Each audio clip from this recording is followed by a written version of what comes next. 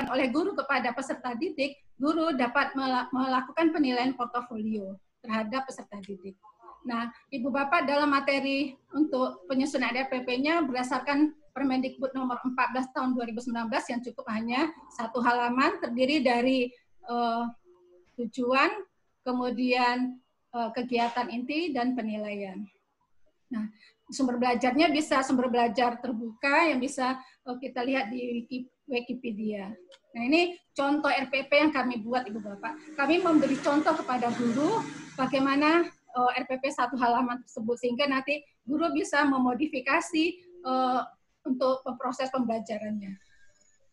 Nah, ini tindak lanjutnya, Ibu Bapak, nanti setelah guru itu membuat RPP, setelah kami lakukan pembimbingan dan pelatihan, guru itu mengirimkan kepada kami dan bisa melalui email atau siswa.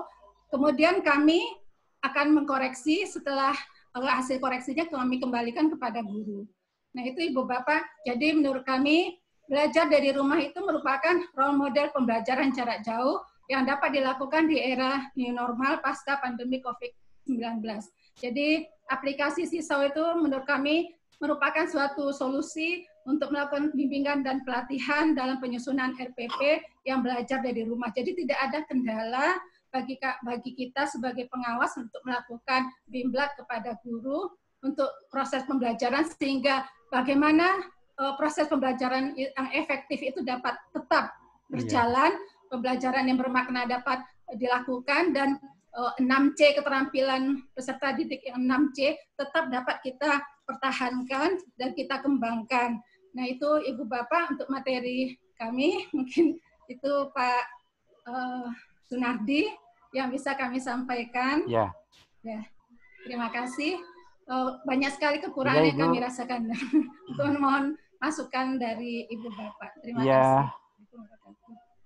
Terima kasih Bu Lisa dari Sidoarjo yang telah memaparkan dari makalahnya. Terkait dengan makalah, saya menangkap Ibu bahwa 70%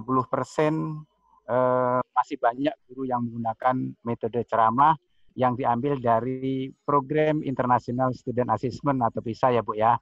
Nah, tentunya banyak nanti teman-teman yang tanya. Kami buka pertanyaan pada termin yang pertama ini untuk 2 orang penanya dulu. Yang pertama ini yang sudah present, ada Pak Nur Taufik, Pak Nur Isnaini Taufik. Monggo Pak, Pak Nur Isnaini Taufik. Nanti. Halo Pak Nur. Mohon izin Bu Liza. Ya, silakan Bapak. Paparannya boleh saya share di chat untuk kawan-kawan ya. Boleh, silakan. Ya, terima kasih Bu. Halo. Silakan dilanjutkan. Halo Pak Nur. Sudah Pak. Pak Nur hanya izin untuk men-share paparan. Oh iya Bu, iya. Oh. Bentar. Iya. Halo. Bu Yuli Dawati, Bu Yuli yang ada di chat ini Bu Yuli. Bu Yuli Ridawati. Pak Nardi mohon izin. Ini Bu Yuli tadi sudah bertanya, jadi beri kesempatan yang lain dulu Pak. Tadi di sesi yang lain Pak ya. Bertanya. Iya Pak. Halo Bapak Ibu, masih belum ada ini yang angkat tangan, yang raise nih. Yang di chat aja, coba dibaca aja. Yang di chat. Oke. Yang di chat Pak Nur, Bu Yuli. Sebentar Pak. Belum ada yang bertanya belum nih. Ada Pak, belum ada yang bertanya ini Pak. Pak Sudirman mau nanya. Kebetulan belum ada yang bertanya. Pak Sudirman. Oh iya Pak Sudirman Pak, Pak Sudirman. Sudirman ya. Pak Sudirman silakan Pak, Pak Sudirman. Pak Sudirman, halo. Pak Sudirman.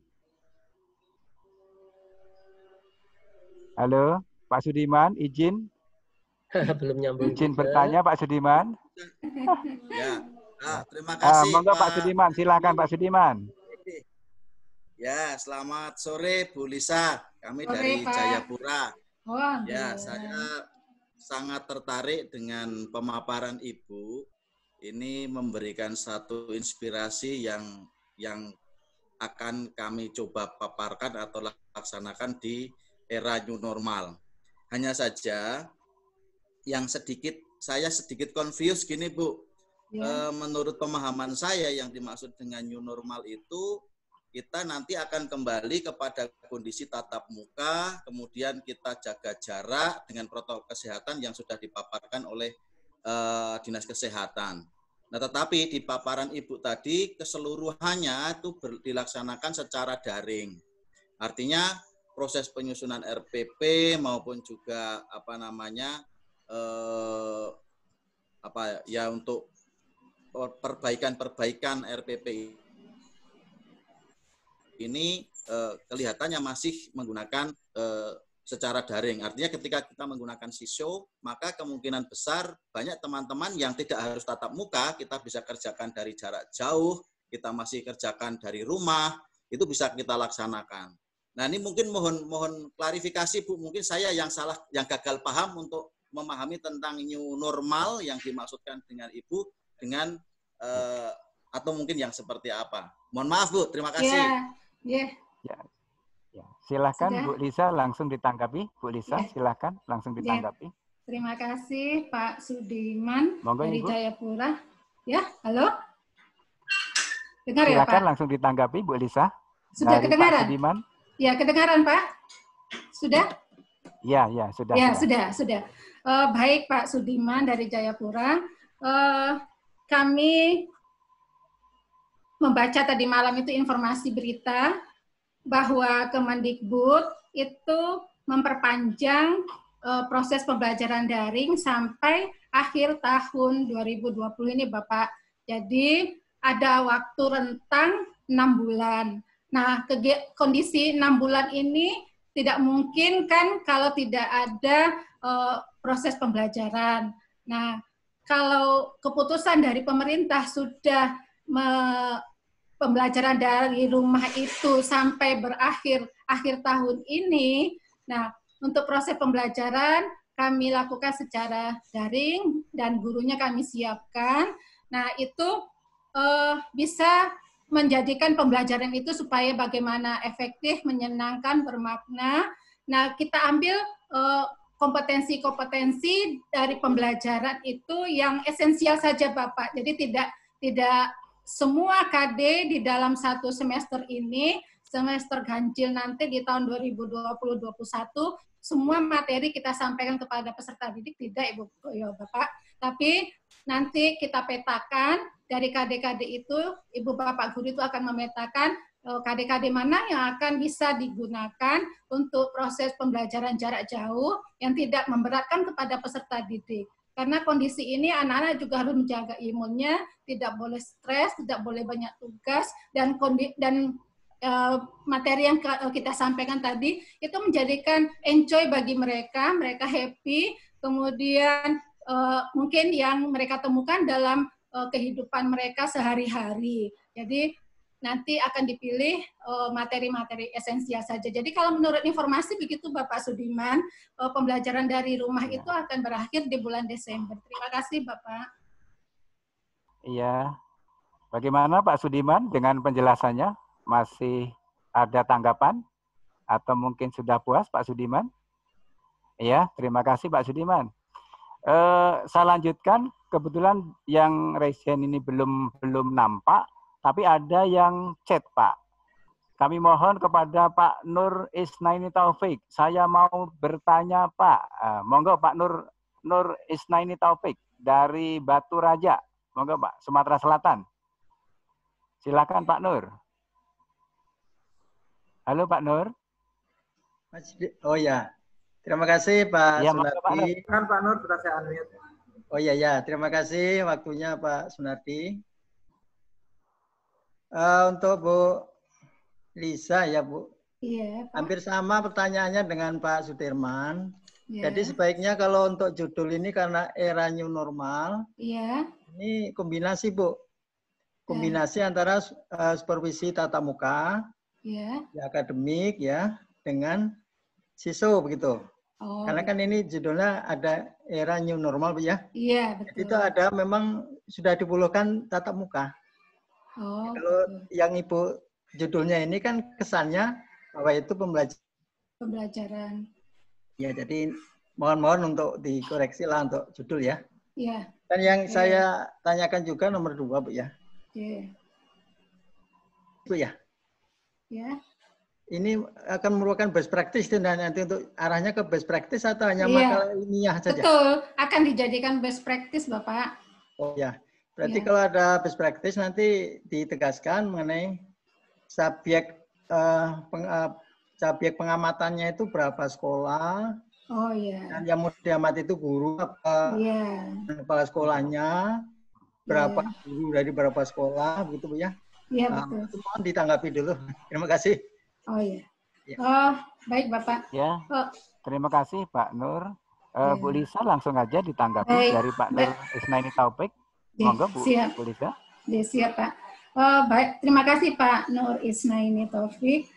Untuk judul, mengapa kami ambil pembelajaran dari rumah ini secara daring? Karena dari pemerintahan daerah kabupaten kami itu sudah menyampaikan bahwa peserta didik itu belajar dari rumah Bapak sampai akhir tahun. Sesuai dengan keputusan Kemendikbud. Tapi mungkin di daerah Bapak kami zonanya mungkin zona hijau apa zona gimana Bapak? Masih aman-aman saja apa gimana? Kalau di sini sudah zona merah Bapak, banyak yang teridentifikasi reaktif COVID. Jadi berbahaya kalau anak-anak masuk ke sekolah. Dan orang tua juga merasa cemas kalau anak-anak mereka masuk ke sekolah nanti menimbulkan klaster baru kalau di sini Bapak. Karena banyak sekali di sini, apalagi Jawa Timur ini sudah tertinggi di Indonesia Bapak. Nah itu kami sesuaikan dengan kondisi di daerah kami. Mungkin di daerah Bapak masih bisa datang ke sekolah atau tatap muka, itu masih bisa. Kalau kami di sini sampai akhir tahun Bapak. Jadi akhirnya kami ambil solusi ya pembelajaran jarak jauh ini Bapak. Begitu Pak Nur Isnaini. Jadi untuk judul menurut kami di kondisi daerah kami seperti ini. Jadi pembelajarannya secara daring karena anak-anak tidak boleh datang ke sekolah. Dan, ini Bu Lisa. Iya Bapak. Pak Nardi biar nyambung.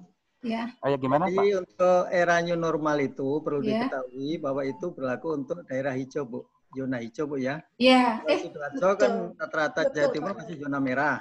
Iya betul. Jadi menurut saya ini maaf ya. Iya. Untuk judul ada era new normal itu bisa diterapkan hijau Bu. itu mohon untuk kedepannya ya Bu biar praktis itu bagus. Ya, terima kasih Pak. Pengertian dari new normal atau kenormalan baru itu kan keadaan normal yang baru yang belum pernah ada ya Pak. Di mana di situ kita harus masih menerapkan hidup bersih dan sehat. Nah, di sini itu masih era new normal juga diambil suatu sudah keputusan dari gubernur, kita melakukan era new normal, tetapi pembelajaran tetap dari rumah. Jadi PSBB-nya sudah dicabut, sudah 2 kali Bapak. Di sini sudah PSBB 2 kali, ternyata teridentifikasi itu masih sudah ada penurunan dan di normal. Tapi pembelajarannya itu tetap dari rumah Bapak kalau di sini. Gimana Pak Nur Taufik? Pak Nur Isnaini? Sudah Bu, itu adanya saran tadi kalau diterima ya. Ya. Bu Lisa ini sudah mulai pinter-pinter nih Bu Lisa pesertanya sudah hampir kayak nguji nih Bu Lisa sudah nguji latihan. Tapi nggak apa-apa Bu latihan untuk kebaikan daripada makalah Ibu. Alhamdulillah Ibu masih banyak ini yang ingin izin bertanya Bu. Silakan. Bu Murtini dari Bali. Masih banyak ingin bertanya. Ya ini ada Bu Kusti Mutfiah. Putu Murtini dari Bali Pak. Murtini. Pak Putu ya, Pak Putu ya? Putu, Ibu itu Pak. Halo, Pak Putu? Ibu. Ya Bu. Saya unmute dulu, saya unmute. Bu Putu Murtini dari Bali. Ya, silakan di-unmute ya, Bu Putu. Bu Murtini di-unmute sendiri. Ya, silakan Bu Putu, monggo. Ya, terima kasih. Selamat sore Bu Lisa, Bapak Selamat Ibu, sore Bu moderator host semuanya, teman-teman pengusaha hebat. Saya izin nanya ini Bu Lisa. Ya. Jadi luar biasa idenya. Terima kasih. Di makalah yang Ibu sampaikan kan SISO sukseskan RPP bedah. Jadi saat belajar di rumah. Nah, saya ingin Bu Ibu menyampaikan skenario kegiatan yang Ibu lakukan ketika mengimplementasikan SISO ini untuk istilahnya kan guru-guru diharapkan mampu membuat RPP selama belajar di rumah ya, walaupun nanti ada perbaikan ya Bu ya, karena Ibu era new normal. Terima kasih Bu Lisa, hanya itu yang saya ini sampaikan. Nanti mohon Ibu untuk menyampaikan skenario kegiatan yang Ibu lakukan. Terima kasih Bu Lisa. Ya, terima kasih. Ya, ada satu pertanyaan itu Bu Lisa dari Bu Putu Martini. Beliau menanyakan tentang bagaimana skenario membuat rencana pembelajaran di era new normal, Bu. Monggo dipersilakan, Bu. Monggo. Ini maksudnya skenario rencana pengawasan akademik apa untuk RPP-nya, Ibu? Rencana pembuatan RPP. Oh, rencana pembuatan RPP. Ini di sini, ya, tadi sudah kami tampilkan contoh RPP satu halamannya ya, Ibu ya. Kami bacakan ya, Bu. Mungkin tulisannya kurang kelihatan ya. Nah ini Bu, ini adalah RPP-nya. Bentar kami. Nah di skenario-nya begini Bu.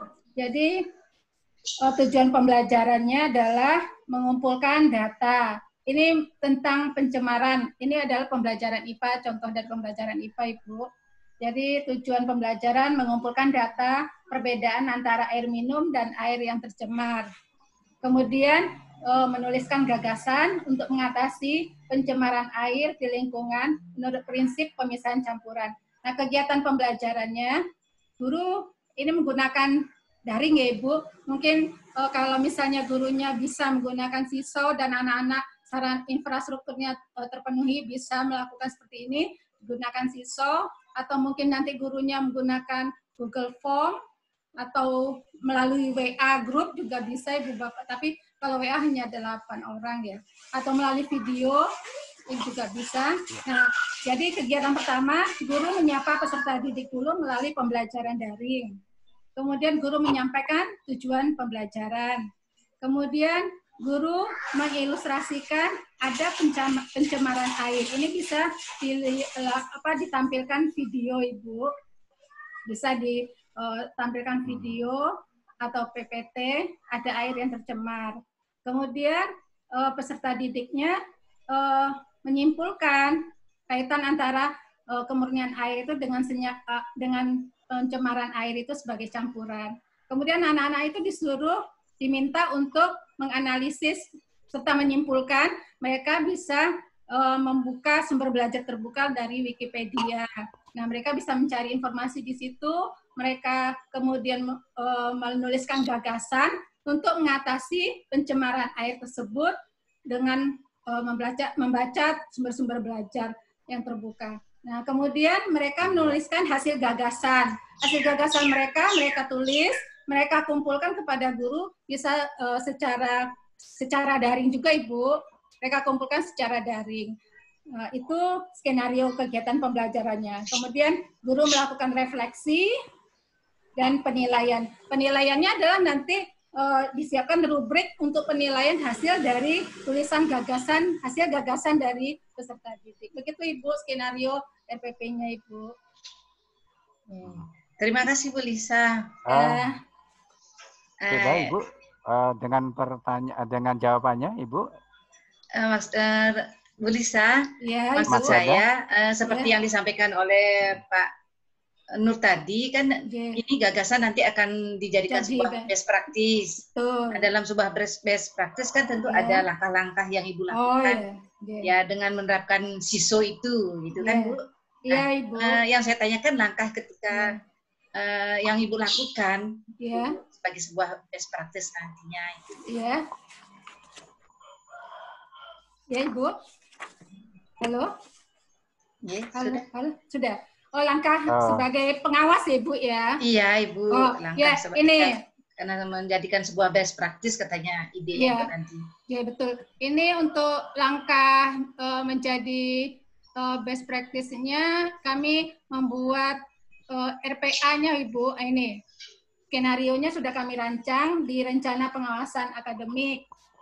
Nah, ini nanti skenario-nya ada pertemuan awal.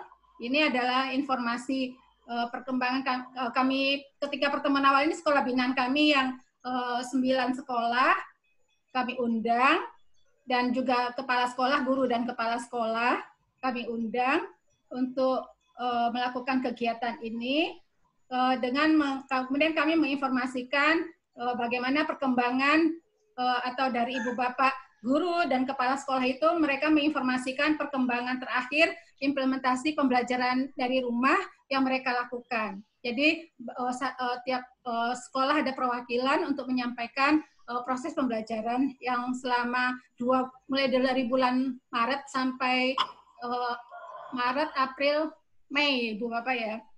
Kemudian kami menanyakan model pembelajaran dari masing-masing sekolah.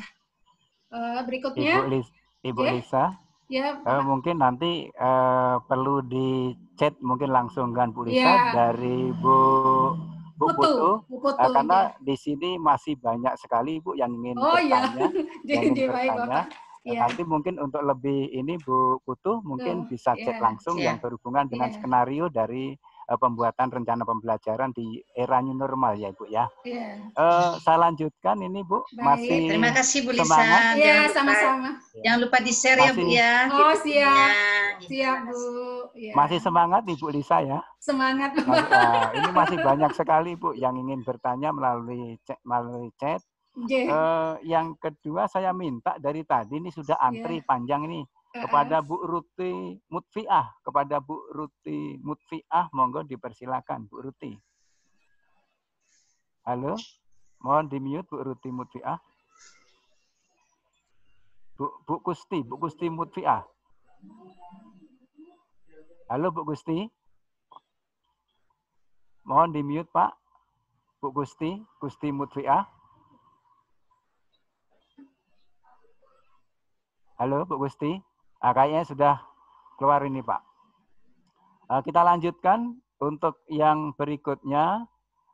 Pak Wahyu Jatmiko. Monggo Pak Wahyu. Waktunya tinggal 2 menit. Pak Wahyu Jatmiko. Halo. Halo Pak Wahyu Jatmiko. Belum bisa masuk. Sudah Pak. Monggo Pak. Belum bisa masuk.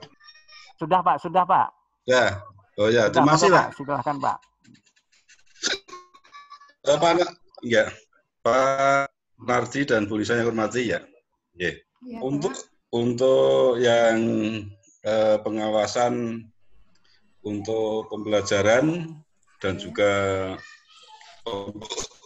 pembuatan RPP mungkin disampaikan tadi. Kemudian kalau dari kementerian khususnya Pak Menteri kan berarti untuk memohon sampai Desember. Namun beberapa daerah kan yang kita bicarakan kan juga banyak yang mungkin hijau ataupun mungkin penerapan tidak PSBB atau hal yang lain.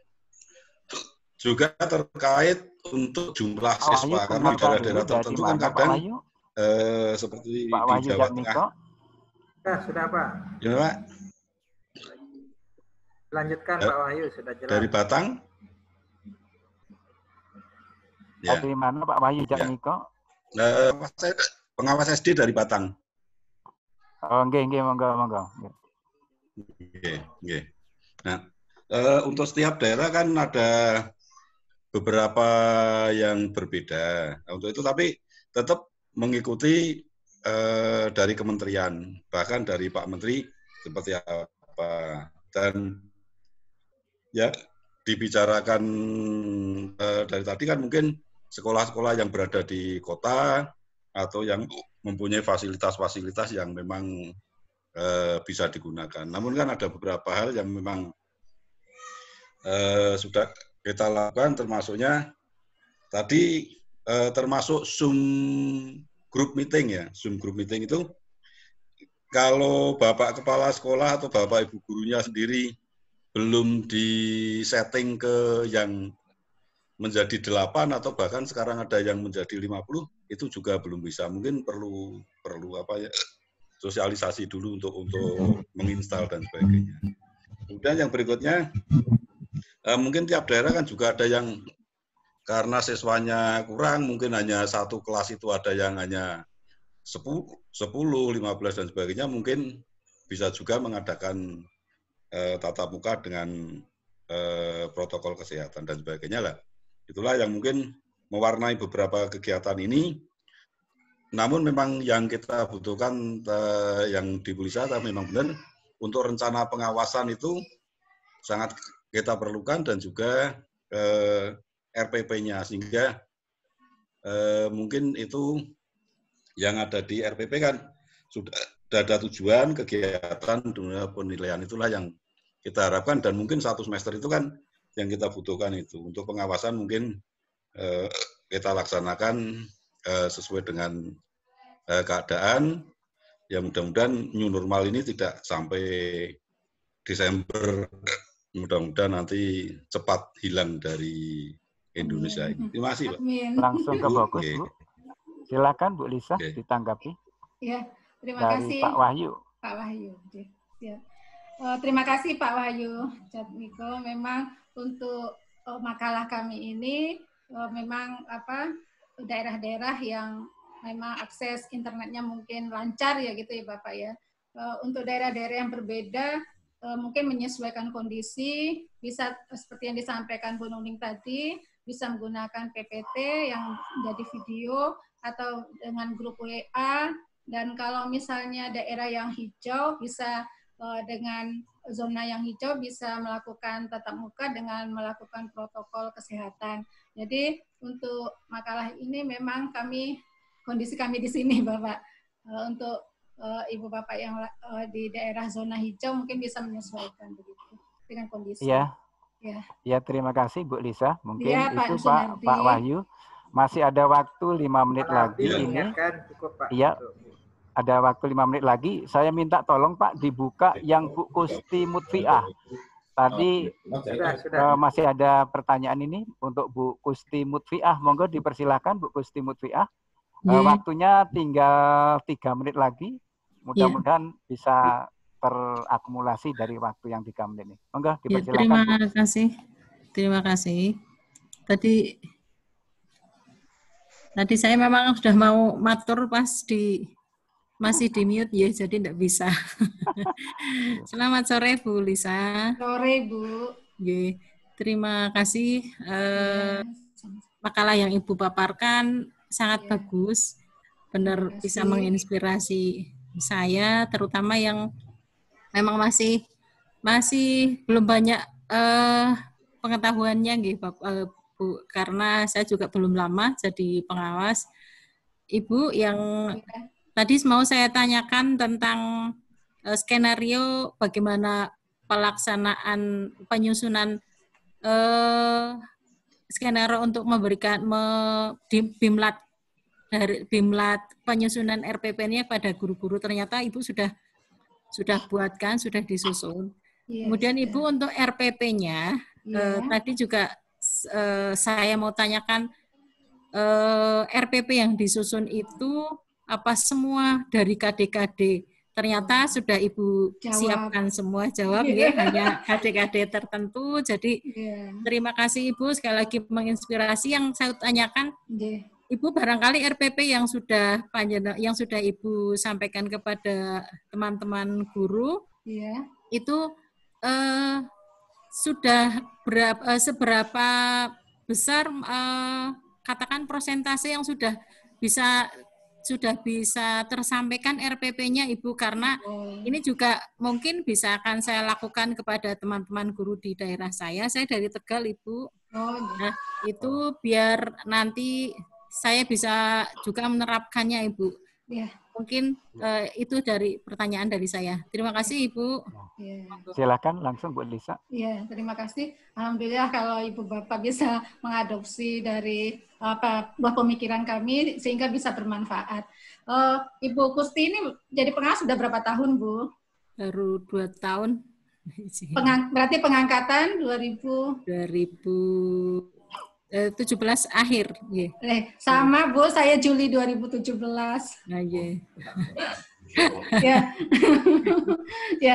Baik Ibu, untuk seberapa besar ini karena belum kami lakukan Ibu, ini kan masih ide gagasan, dan nanti ketika setelah ini kami nanti akan melakukan di RPP, kami buat tanggal 10 Juni 2020 kami akan melakukan bimblatnya Ibu. Jadi ini sudah skenarionya sudah kami siapkan dari makalah ini dan akan kami lakukan nanti di 10 Juni 2020. Setelah itu akan kami buat laporan best practice-nya. Begitu Ibu. Ya. Terima kasih. Ibu RPP yang tadi dimunculkan barangkali untuk bisa tambah tanya itu dalam bentuk apa mungkin Ibu barangkali bisa lebih spesifik masukkan saja sedikit kalau. Oh ya. Terima kasih Bu masukannya ya. Oke, sudah Bu Lisa sudah. Ya. Iya Pak Sunardi. Kebetulan waktunya juga hampir tuntas ini Bu. Kami mohon maaf kalau dalam memberikan pengantar ini ada kurang dari bahasa, dari tutur kata, dari sikap mungkin agak kurang bagus. Terutama kepada Bu Lisa kami mohon maaf yang sebesar-besarnya. Sama-sama. Pada forum ilmu karena ini adalah ruang kita belajar. Saya yakin dengan sering dipertemukan di ruang ilmu ini, ilmu kita akan berkembang. Jadi kalau yang dikhawatirkan oleh PISA Ibu tadi, yaitu program internasional student assessment, itu metodenya hanya ceramah. Dengan munculnya COVID-19 ini, insya Allah nanti teknologinya akan berkembang. Amin. Kita berdoa secara bersama-sama. Amin. Dan karena waktunya juga sudah habis, terima kasih kepada Ibu Lisa yang telah memberikan paparannya. Dan berikutnya kami lanjutkan kepada Pak Ngakan, apa Bu Rini ya? Pak Ngakan ya. Kepada Pak Ngakan untuk memberikan pengantar kepada Bu Widayanti, Magister Pendidikan, tentang penyusunan soal high order thinking skill. Kepada Pak Ngakan, monggo dipersilahkan.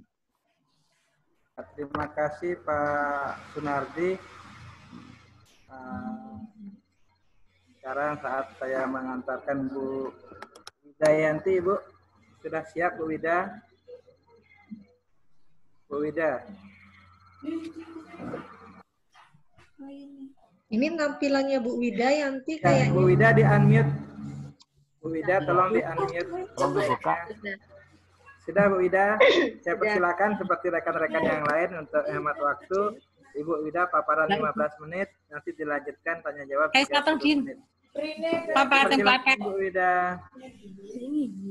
Assalamualaikum warahmatullahi wabarakatuh. Waalaikumsalam warahmatullahi wabarakatuh. Halo guys. Selamat sore dan salam sejahtera untuk kita semua. Yang saya hormati Ketua APSI Bapak Agus, hadirkah beliau? Juga para panitia forum ilmiah pengawas sekolah ini yang sudah hebat mengadakan acara yang insya Allah menghebatkan kita semua para pengawas. Kepada para moderator yang tadi sudah hebat menghantarkan para narasumbernya juga hebat-hebat. Sebenarnya saya menjadi minder Bu Rini bicara di sini. Saya jadi deg-degan di hadapan para pengawas yang sudah jauh senior dari pengalaman dan juga dari segi umur. Ibu sudah hebat tampil di sini. Saya tidak bisa tidur sudah 2 malam menghadapi hari ini. Dari slideshow Bu paparannya biar lebih ya. Ini tentang penyusunan soal HOT. Kalau ada kaitannya dengan pandemi COVID-19 ini. Maaf Ibu Wida di slideshow Bu paparannya biar lebih jelas buat kawan-kawan. Oke.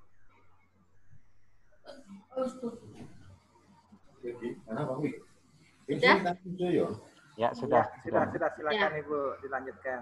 Ya, perkenalkan saya Widayanti dari Purwakarta, tak kenal maka tak sayang ya. Barangkali ada yang mau main ke Purwakarta ke Jawa Barat.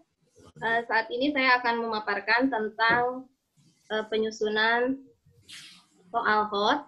HOT di sini yaitu Higher Order Thinking Skill. Nah, kalau dari tadi bicara mengenai kegiatan pembelajaran jarak jauh melalui daring di saat masa pandemi ini, barangkali sekarang saatnya kita memaparkan bagaimana dari hasil pembelajaran tersebut bisa merupakan penilaian hasil belajar. Nah, di mana hal ini seperti tadi disampaikan oleh Dr. Nuni, nanti tekniknya. Dengar suara saya? Oh ya, masih. Halo? Ya, terdengar jelas Bu, jelas Bu. Terdengar. Tekniknya nanti bisa tadi seperti disampaikan oleh Dr. Muning, kalau yang lebih simpel, sederhana dan bisa diaplikatif ke seluruh kondisi siswa mungkin saat ini, karena siapa yang tidak mengenal WhatsApp bisa di-share lewat WhatsApp ya, ataupun bisa melalui aplikasi yang lain.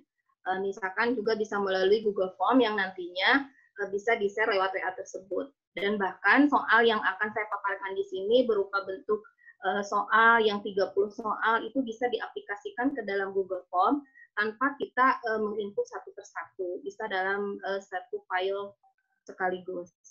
Oke. Mengenai penilaian hasil belajar ini, sebelumnya itu ada hal yang perlu kita sampaikan, pemahaman kepada guru mengenai apa saja yang berkaitan dengan penilaian itu, yaitu mengenai taksonomi Bloom, ranah pendidikan yang 3 itu, afektif, kognitif, dan psikomotor, juga bentuk penilaian yang dipengaruhi oleh taksonomi Bloom tersebut, juga kisi-kisi soal baru ke dalam penyusunan naskah soal. Jadi tidak terbalik, biasanya selama ini guru itu langsung saja membuat naskah soal tanpa memperhatikan kisi-kisi. Mohon maaf karena saya pengawas madrasah, jadi ini lebih cenderung madrasah, tapi ini secara umum berlaku ya. Karena regulasinya juga sama, awalnya itu berdasarkan pada regulasi Mas Menteri kita pada Permendikbud nomor 43 tahun 2019 yang beliau tanda tangani pada tanggal 10 Desember sebelum ada pandemi ini, bahwa beliau sangat concern sekali bahwa kelulusan itu tidak hanya terpaku kepada hasil ujian saja, ya. Tapi ada 3 hal, yaitu seperti yang tercantum di dalam pasal 6, di mana ayat ke-1 bagian C-nya itu menyatakan bahwa ujian yang dilaksanakan di sekolah itu diserahkan kepada lembaga pendidikan dalam proses pelaksanaannya, kecuali UN yang sudah ada posnya. Dan ternyata UN pun tidak jadi dilaksanakan pada tahun ini, dan memang rencananya tahun depan pun UN sudah tidak ada. Nah ini kalau di Kemenag, edaran tersebut, Permendikbud tersebut itu di follow up oleh adanya edaran Dirjen mengenai pelaksanaan ujian yang dilaksanakan di madrasah, dan juga ada pos UN-nya. Ya, barangkali ini tidak jauh berbeda yang diadakan di sekolah. Nah ini yang tertuang dalam Permendikbud nomor 43 tahun 2019 tadi, bahwa kelulusan itu syaratnya sekarang tidak mutlak hanya mengikuti ujian saja, tapi menyelesaikan seluruh program, juga kedua memperoleh nilai sikap perilaku minimal baik. Nah ini poin nomor 2 ini sekarang ini menjadi hal yang paling penting. Kalau di Kemenag itu juga ada KMA-nya nomor 2 tahun 2020, begitupun di Permendikbud juga ada yang berkaitan dengan karakter ini. Bahkan yang berkaitan dengan karakter ini, sekarang ini siswa penggerak itu di dalam abad 21 ini sudah tidak 4C lagi, tapi kemampuannya itu sudah 6C plus 1, di mana satunya itu adalah karakter itu sendiri. Nah ini poin yang nomor 3 ini mengikuti ujian yang diselenggarakan oleh madrasah atau oleh sekolah, ya, yang diselenggarakan oleh sekolah. Nah yang 3 ini salah satunya itu yaitu ujian sekolah, di mana penyusunan soalnya itu diserahkan kepada masing-masing guru. Jadi tidak ada kolektif pembuatan soal. Mas Menteri kita memberikan kebebasan merdeka belajar supaya guru lebih kreatif dan inovatif dalam penyusunan soal. Oke,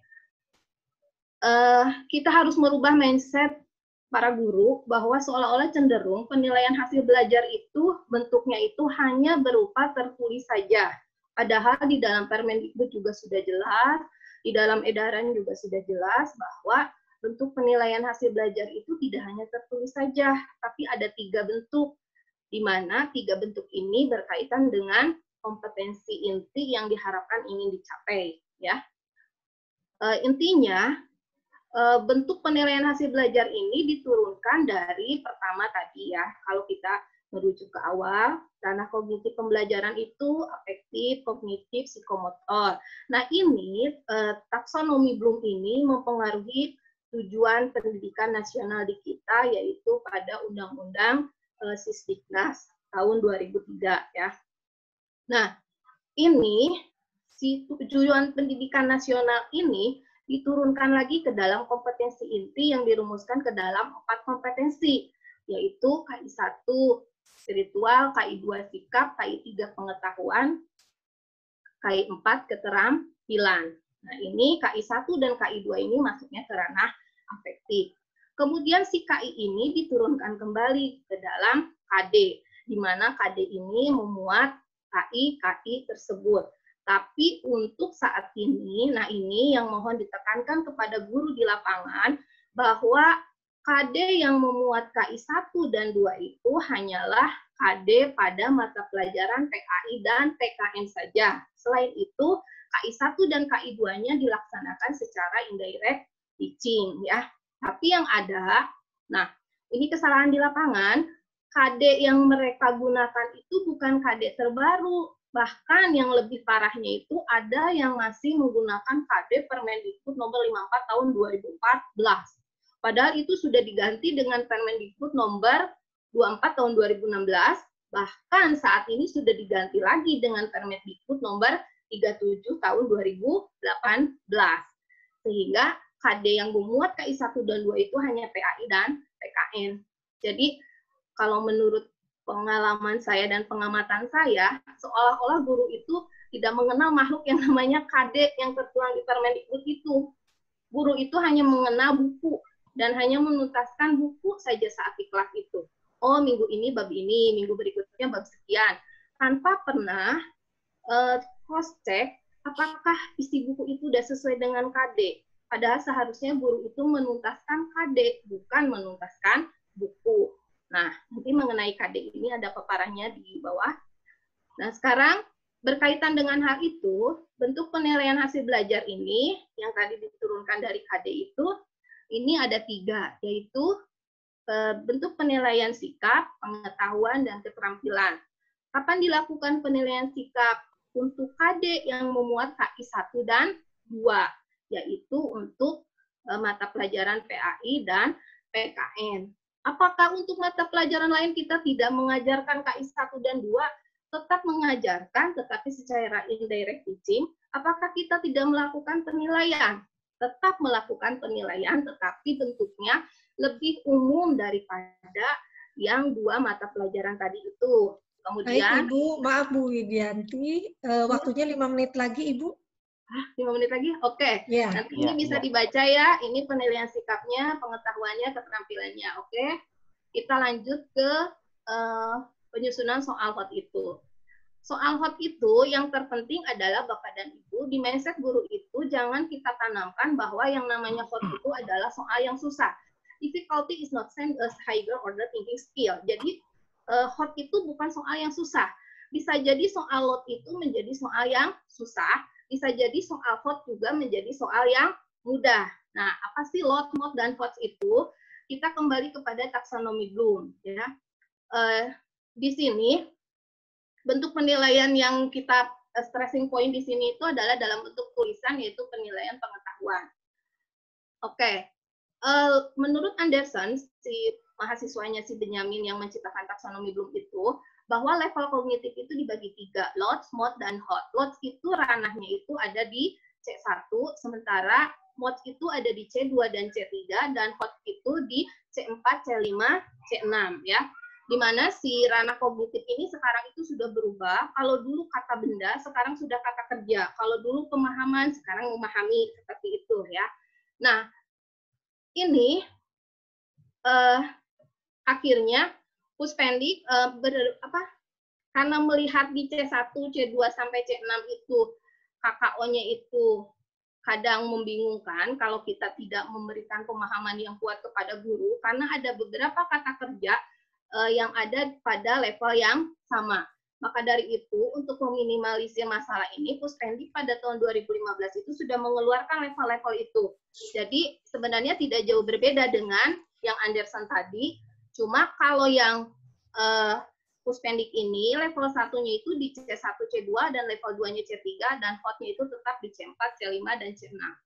Nah, pada intinya, ketika kita menyusun soal hot itu, kisi-kisinya seperti ini. Nah, ini yang harus diisi oleh guru ada KD, kelas, materi, indikator, soal. Nah, ketika melihat KD, guru itu sebenarnya sudah bisa menentukan materi apa yang termuat di dalam KD. Karena di dalam KD itu ada struktur, kata kerja, dan objek. Kata kerjanya ini untuk menunjukkan bagaimana menurunkan ke dalam indikator soalnya, objek ini menunjukkan ke dalam materinya. Seperti contohnya ini, ada KD menganalisis struktur replika. Berarti ini kata kerjanya adalah menganalisis. Objeknya adalah ini. Nah, ini si objek ini adalah sebagai materi dari yang akan kita buatkan soalnya. Nah, ini menganalisis ini ada di C berapa? Oh, berarti untuk KD ini kita soalnya bisa membuat soal hot, ya. Karena soal yang non hot itu. Mohon waktunya Bu Rini diingatkan. Ya. Ya, Bu Widi tolong mohon waktunya, Bu. Ya. Nah, atau nanti kita beri kesempatan teman-teman bertanya lebih luas begitu ya, karena kita waktunya memang sudah mepet, Ibu. Iya. Ada berapa menit lagi? 2 sudah menit habis. Habis. Silakan bagi yang mau bertanya. Pak Sunardi ini kelihatannya Pak Ngakan ini terpental, Pak. Betul, jadi nggak apa-apa, kita berdua. Iya. Ini baik, kebetulan Bapak, ada chat ini Bu Rini, pertanyaan. Iya. Raisen belum ada betul. ini. Dari Bu Diah Erniati. Bu Diah Erniati. Pertanyaannya begini, tolong Pak Prawoto mungkin dapat meng-mute yang Bu Diah Erniati. Pertanyaannya begini, judulnya belum secara lengkap dimunculkan dalam masa sekarang. Soal yang mudah saja masih banyak. Yang kesulitan, gimana dengan yang soal hot? Apakah tidak terlalu membebankan, padahal yang penting sehat, meningkatkan imun, ini bagaimana? Mohon dijelaskan, Bu. Ya. Bu Tia, tolong Bu Tia gabung, Bu Tia Erniati. Ya.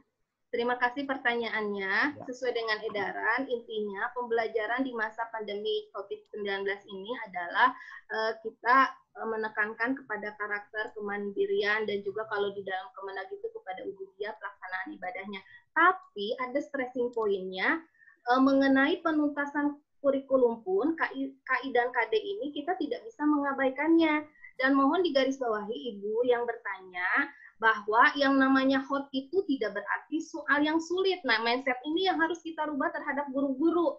Jadi difficulty is not the same as higher order thinking skill. Bisa jadi barangkali Bu Widya bisa mencontohkan soal yang lot ke hot. Iya, jadi lebih karena jelas. Waktunya yang ini, jadi ini ada di bawah. Ya, langsung yang sederhana aja Bu, yang bisa diterima semua. Ya, yang sederhana itu seperti ini, ya.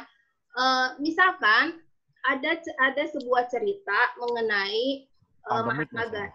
Apa? Ya, misalkan ada sebuah cerita mengenai Mahatma Gandhi yang dibenci oleh profesornya karena kepintarannya, misalkan ya.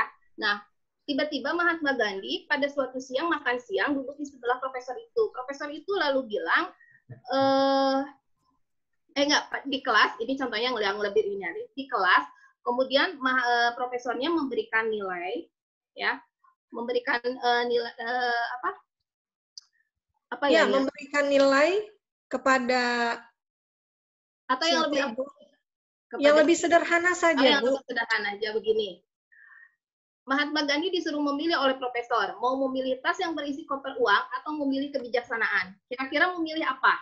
Nah, ternyata Mahatma Gandhi itu memilih uang. Ditertawakan oleh si profesor, dasar kamu serakah. Tapi jawaban Mahatma Gandhi itu apa? Saya memilih yang belum saya miliki. Berarti otomatis dia udah mempunyai kebijaksanaan itu.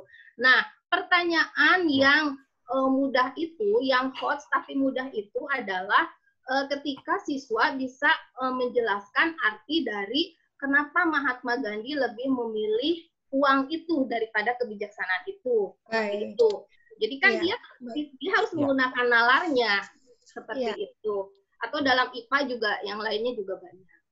Baik, Bu Widayanti. Ya, barangkali Pak Sunardi kita beri kesempatan satu saja lagi penanya yang raise hand, ada Bu Sulistiani. Karena Pak Prima sudah, mungkin satu lagi saja mengingat waktu ini belum ada, kita belum kasih kesempatan untuk Pak Prawoto, Bu Nini, Pak Agus untuk memberi masukan. Betul, Mbak. Ya. Bu, kita panggil dulu Bu Sulistiani. Halo, Bu Sulis. Kelihatannya malah hilang. Ya, kalau tidak ada masih ada satu lagi nih Bu Rini. Kalau Bu Sulis belum. Ada Bu Imas ini, Bu Imas Sumartini dari Cimahi. Monggo Bu Imas. Bu Imas. Halo Bu Imas. Halo Bu Imas. Bu Imas Sumartini dari Cimahi, Jawa Barat. Monggo Ibu. Terlempar juga kayaknya ini Bu Rini. Ya. Kita beri kesempatan Pak Prima deh. Bu Hasanah dari Cilegon. Oh ada ya, Bu Hasanah. Ya masih ada, Bu Hasanah dari Cilegon. Halo Bu Hasanah. Tidak ada juga kelihatannya. Di mute. Oh yang ya masih di mute Pak, yang Bu masih di mute. Ya, Bu Sulis di mute. Oke. Iya, terima kasih. Iya. Terima kasih. Ya, makasih Pak Nardi Rini. Ini yang saya tanyakan kepada Bu Widayanti. Ya, perkenalkan dulu ya. Saya Sulistiani, pengawas SMK Cabang Dinas Pendidikan Kabupaten Pacitan, Jawa Timur. Iya. Tonggone Bu, aku mau. Iya, Pak Nardi ketemu. Ya, ini Bu Widiati, saya mengikuti apa yang disampaikan oleh Ibu tadi. Ini yang terbanyak adalah materi yang disampaikan kepada Bapak Ibu guru ya. Jadi materi yang disampaikan kepada Bapak Ibu guru. Yang saya tanyakan Ibu, bagaimana caranya atau trik-trik atau strategi Ibu biar guru-guru itu pintar semua di dalam membuat soal-soal yang hot gitu. Ya, terima kasih. Ini saja. Iya, terima kasih Bu pertanyaannya. Makanya stressing point-nya itu diawali itu mereka kita ajak dulu untuk mengenal kisi-kisi Bu. Jadi diawali dulu dengan membuat kisi-kisi, di mana salah satu kisi-kisinya itu ada KD. Nah, guru itu harus lebih mengenal dulu ke dalam KD itu seperti apa, ya. Tadi saya sampaikan bahwa KD itu ada dua struktur, ada kata kerja, ada objek. Jadi dengan mempunyai dokumen KD saja, guru itu sudah bisa menentukan, oh ini materi yang harus dibuat soal kod itu ini, oh ini kata kerjanya seperti ini. Nah ini Bu, kayak contoh KD ini, ya. Karena selama ini guru itu terlalu terpaku ke dalam buku seperti yang saya sampaikan tadi.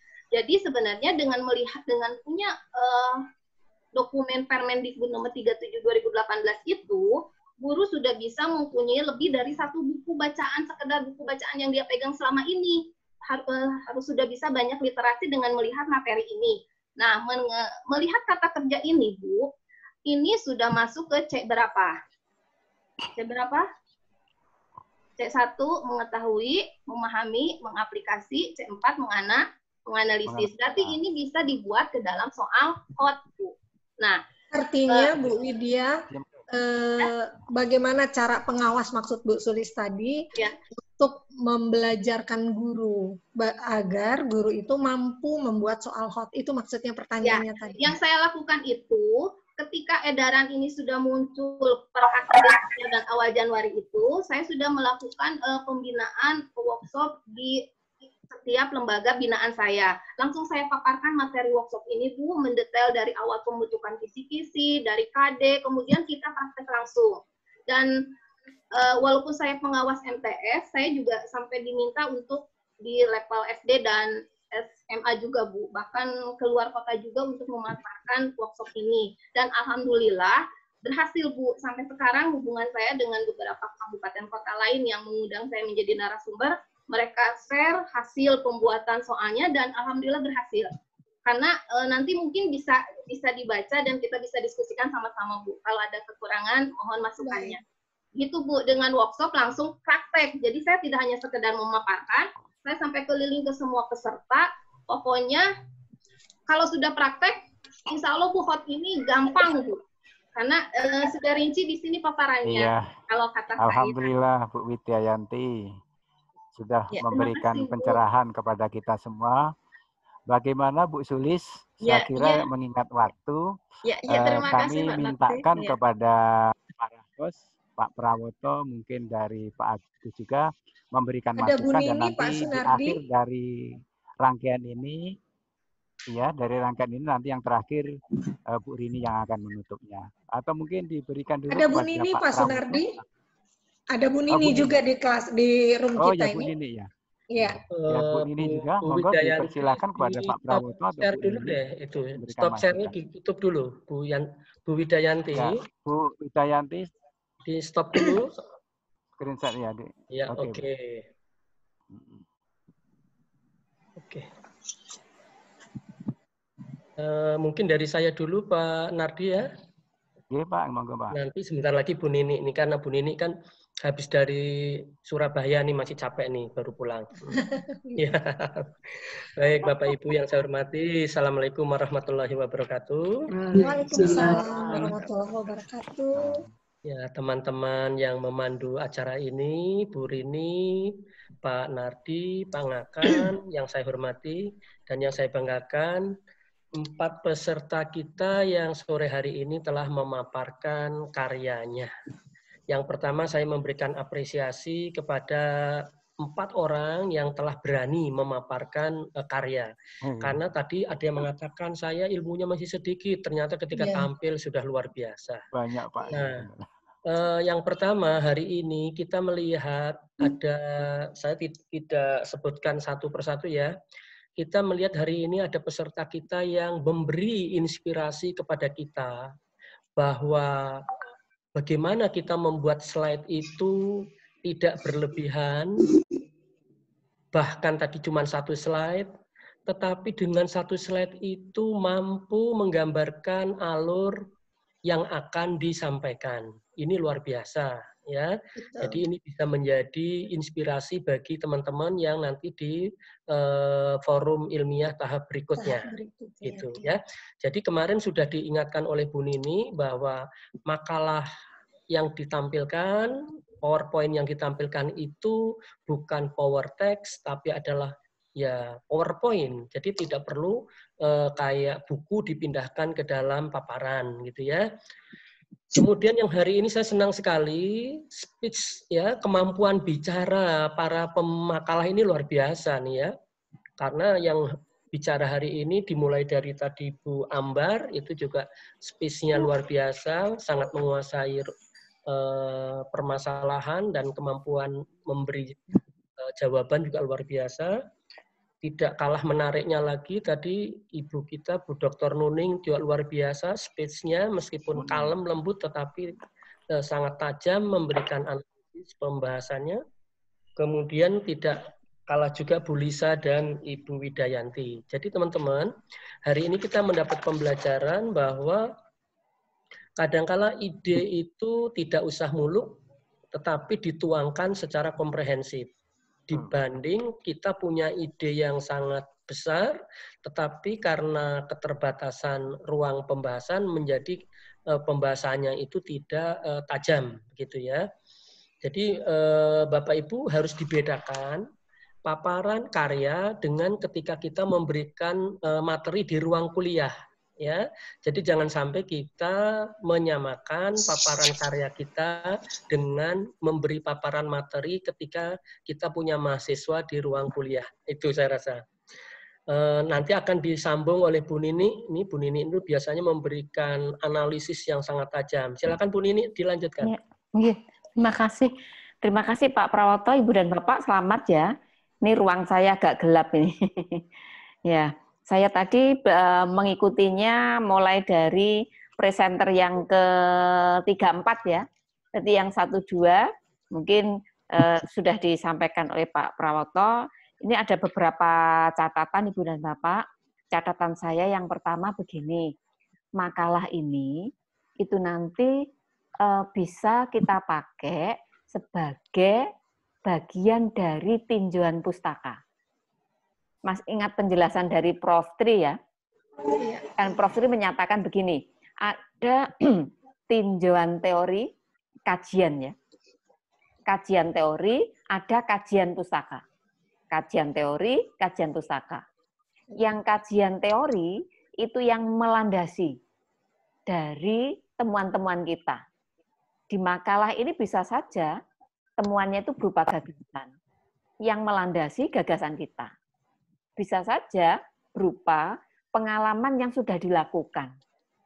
Pengalaman yang sudah dilakukan itu, kita kenalnya itu dengan best practice. Nah, yang melandasi temuan-temuan itu namanya kajian teori. Nah, posisi kita, temuan dari tindakan kita misalnya, itu kadang bisa disandingkan dengan temuan orang lain. Nah, teman orang lain itu ya pemakalah-pemakalah ini. Makanya teman-teman pemakalah ini menurut saya sudah bisa memberikan kontribusi kepada pemakalah berikutnya. Caranya bagaimana? Caranya begini, teman-teman yang hadir di ruang ini tadi saya masuk itu ada 150-an. Sekarang mungkin sedang sholat dan sebagainya tinggal 120. Berarti ketika teman 120 nanti menyusun makalah, bisa saja nanti mengutip dari apa yang dipresentasikan di makalah putaran kedua ini, 1, 2, dan seterusnya. Nah, berarti nanti yang putaran ketiga, Rebo dan Jumat depan, itu sebenarnya bisa mengutip dari apa-apa yang disampaikan lewat makalah yang dipresentasikan hari ini. Ya, jadi itu yang saya katakan bahwa teman pemakalah itu sudah memberikan kontribusi menjadi kajian pustaka bagi penulis lain. Nah, itu ya. Itu poin saya yang pertama. Kemudian poin yang berikutnya begini. Tadi saya menangkap teman-teman ada tingkat kecermatannya bagus. Ketika melihat judul Bu Lisa, ada kata era new normal. Era new normal. Yang dipikirkan penanya sudah benar, tapi yang dipikirkan Bu Lisa juga mendekati benar. Jadi sudah benar, satunya mendekati benar. Nah, win-win solusi, supaya paham betul konteksnya new normal itu seperti apa, atau kenormalan baru, saya sarankan benar-benar membaca keputusan Mendagri nomor 440/830 tahun 2020. Di sana jelas dari bidang per bidang itu dikupas tuntas. Nah, mungkin Ibu dan Bapak mengerucutnya pada bidang pendidikan saja. Nah, di bidang pendidikan, di dalam new normal, memang yang ditekankan itu lebih kepada protokol kesehatan. Banyak sebenarnya aturannya, bahkan murid berangkat dari rumah sampai ke sekolah, kembali lagi ke rumah, itu sekolah diminta untuk mengawal. Modanya menaik angkutan itu seperti apa? Intinya, segala sesuatu yang berkenaan dengan keselamatan kerja, kesehatan, itu yang dituntutkan di new normal. Itu protokol kesehatan. Nah, kalau kita mau mengadopsi, mau mengadaptasi, mungkin seperti idenya Pak Ketua BAN, Pak Tony, yaitu kalau ada protokol kesehatan, juga mestinya ada protokol pembelajaran. Berarti mestinya pembelajaran itu juga dikawal. Kan itu sangat sangat detail, protokol kesehatan itu. Tapi dari detailnya, itu ada 3 hal besar. Pakai masker, cuci tangan di air mengalir, satunya lagi jaga jarak. Itu sebenarnya protokol kesehatannya. Nanti kan ada aturan yang mengikat. Nah, maka di pembelajaran yang sekarang ini dilakukan di rumah, di work from home, mestinya juga ada aturan-aturan yang bisa mengontrol. Nah, gitu ya. Jadi nanti makna dari new normalnya, win-win solusinya baca lagi di keputusan Mendagri tadi. Sehingga nanti bisa tahu posisinya persis. Di judul nanti akan saya ubah atau tetap, itu nanti setelah membaca peraturan itu. Ya. Lalu, ini tadi begini Bu dan Bapak, ini kita sudah mulai menyerempet kepada hal substansi. Mohon maaf ini, pengawas seringkali terlewatkan substansi. Ya, yang sering kita kuasai itu adalah posisi kita sebagai pengawas, pengawasan akademik, manajerial, bimbingan pelatihan, tapi substansi yang harus dikuasai guru, kadang kita lemah. Oleh karenanya, ketika tadi saya melihat di RPP-nya Bu Lisa, di RPP tadi, mungkin memang perlu dicek kembali. Kitanya jangan sampai salah konsep. Masalahnya kalau dilihat dari ide tadi itu masih berupa ide, berarti kan akan dijalankan. Ketika akan dijalankan, konsep yang kemarin saya sebutkan kalau ada yang ikut di SMP 1, personal judgment, personal ya, itu penting. Professional judgment itu juga penting. Nah, kaitannya dengan personal judgment, kitanya itu harus paham betul. Nah, itu ya. Jadi saya perhatikan di tujuan pembelajaran. Di tujuan pembelajaran, kalau kita mengarahkan guru, jangan sampai terlepas dari kompetensi dasar. Begitu. Tadi ada dua tujuan pembelajaran kalau tidak salah. Nah, mudah-mudahan teman pengawas juga jeli ke arah itu. Kalau kita menguasai makna kompetensi dasar, maka ketika kita menggiring menjadi RPP tanda petik yang disederhanakan, isi penyederhanaan bukan karena dikompak, dikompres. Tetapi memang benar isinya fokus kepada cara mencapai kompetensi tadi. Berarti kuncinya harus kita kuasai. Maunya kompetensi itu apa? Kelemahannya guru itu belum menguasai maunya kompetensi dasar. Jadi banyak salahnya di situ. Sehingga ketika dilakukan evaluasi, apalagi yang namanya PISA, International Fortune Assessment, nggak nyambung sama sekali. Masalahnya kompetensinya saja itu tidak dikuasai. Gitu ya. Oke, itu kaitannya dengan substansi ya. Lalu RPA. RPA, rencana pengawasan akademik, nanti tolong dicek lagi, mungkin tidak hanya Bu Lisa ya, tapi untuk semuanya. Mudah-mudahan mengeceknya itu begini. Jangan sampai yang kemarin punya RPA, kata-kata yang ada di RPA itu tidak digital, diganti kata itu menjadi digital. Hanya katanya saja, kata saja yang diganti. Jadi misalnya, tadi kalau tidak salah bedah RPP ya, kalau tidak salah ya. Bedah RPP ya. Bedah RPP, ya, bedah RPP ya. Lalu ada lagi sumber dayanya itu adalah, sumber dayanya menyebutkan apa titik-titik daring, aplikasi daring. Kalau tidak salah gitu tadi. Menyebutnya sumber dayanya aplikasi daring. Sementara kita tahu yang namanya aplikasi daring itu banyak banget. Nah, ini belum operasional. Yang di atas tadi itu tampaknya juga. Jadi kalau mau mengubah RPA menuju rencana pengawasan digital, memang yang pure pelaksanaannya digital. Tidak sekedar mengubah kata non-digital dengan kata digital. Itu tadi saya cermati, ini masukan. Saya cermati masih ada, gitu, dicek kembali nanti. Poin demi poinnya dicek. Itu ya. Kemudian, sumber daya tadi sudah. Ini, berikutnya yang di higher order thinking skill ya. Di Bu Widya ya, di higher order thinking skill. Prinsipnya begini. Tugas kita di pengawas, kaitannya dengan higher order thinking skill, itu yang paling dekat, itu adalah kaitannya dengan BIMLAT. BIMLAT-nya. Jadi bukan sekedar menyampaikan materi. Gitu. Sehingga saran saya, di Bu Widya tadi, kemaslah, kalau itu masih berupa konsep, berarti konsep. Ini tadi condong konsep higher order thinking skill. Konsep higher order thinking skill.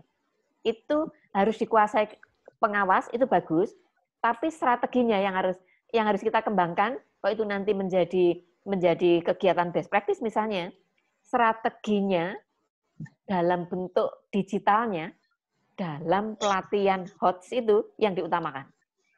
Begitu. Jadi tadi anggap saja langkah ya, satu langkah. Kalau saya kemarin di best practice saya, gitu, langkah awalnya adalah membekali teknologi dan membekali substansi. Ini anggap tadi membekali substansi. Substansi tentang apa? Substansi tentang higher order thinking skill. Itu anggap sudah terkuasai, nanti Ibu mengembangkan substansi teknologinya, baru melaksanakan BIMLAT daring atau BIMLAT digital. Itu baru nanti mengena. Gitu ya. Sehingga pertanyaan dari teman-teman, saya bisa menangkap bisa menangkap pikiran teman-teman tadi. Sehingga memang terkesannya ini tadi masih berupa substansi, penyampaian substansi. Itu ya. Kemudian kesan yang lain, Ibu dan Bapak sudah luar biasa. Ini kan ada 100, hingga jam ini ada 118. Kalau kita tidak danring, Ibu Bapak akan kesulitan mendatangkan ini. Maka harapannya, Rabu dan Jumat nanti, teman-teman yang hadir 118, dikurangi teman coach, dikurangi penyaji, itu ganti menjadi penyaji berikutnya. Lalu ada titipan pesan dari Kak saya begini. Ketika Ibu dan Bapak itu sudah punya niat, tekad bulat akan presentasi, tolong dipenuhi administrasi selengkap mungkin.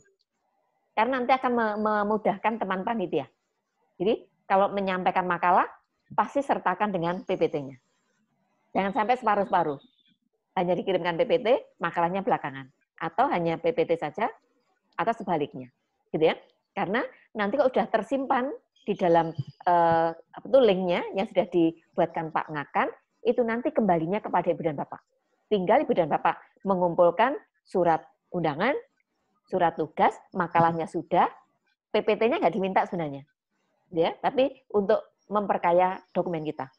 Lalu sertifikatnya nanti, Ibu Bapak sabar ya, sertifikatnya masih belum tercetak karena pekerjaannya banyak masian ini yang bertugas di sertifikasi. Sertifikat Pak, sertifikasi. Ya. Itu yang bisa saya sampaikan itu Pak Prawoto, saya kembalikan ke Bapak. Terima kasih. Oke, terima kasih Bu Nini. Teman-teman, memang Bu Nini ini luar biasa. Dari awal di angkatan-angkatan itu kalau memberikan analisisnya luar biasa tajam ya. Jadi kita patut bersyukur mendapat pencerahan dari Bu Nini. Kemudian saya kembalikan waktunya tadi yang membuka acara ini Bu Rini ya. Silakan Bu Rini. Baik. Ya, terima kasih banyak Bu Nini, Pak Prawoto, luar biasa. Bagi kami semua ini menjadi pengetahuan baru, menjadi pengalaman baru. Apalagi tadi saya terkesan dengan Bu Nini harus ada protokol pembelajaran. Luar biasa idenya Bu Nini. Saya setuju. Setuju betul. Baik Bapak Ibu, mengingat waktu juga ya, kita harus berpisah sementara waktu agar pertemuan kita mendapat ridho dari Allah Subhanahu wa taala. Marilah sama-sama kita melafazkan hamdalah. Alhamdulillahirabbil alamin. Selamat sore semuanya. Angkat tangan sebagai tanda tepuk tangan untuk semua. Terima kasih Bu Nini, Pak Prawoto, Pak Sunardi, dan teman-teman semua penyaji dan peserta. Assalamualaikum Pak Ngakan. Sama Pak Ngakan. Ya, terima kasih. Ya.